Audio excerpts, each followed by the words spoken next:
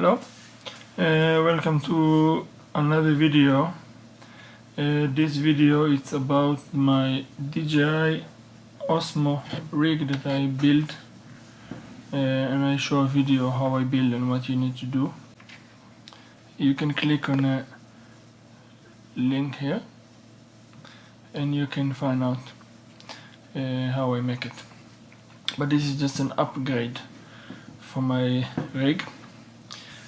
First upgrade I make is this piece here. This is to hold your mobile when you picture with the Osmo. This is cost on eBay. I have a link on the other video, but I'm gonna put a link for in this video also for this item on eBay. Very cheap. The second thing I upgrade is I put this power bank. So this way I can charge my mobile when I use the Osmo, because the Osmo take a lot of battery from the mobile when connected.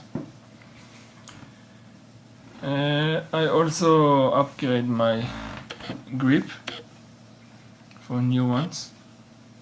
This is just a cable that goes around from the power bank behind there. So I update this, but you can put basically anything you like, fancy one, normal one, whatever suits you. Beside this, everything is the same. Everything is in place.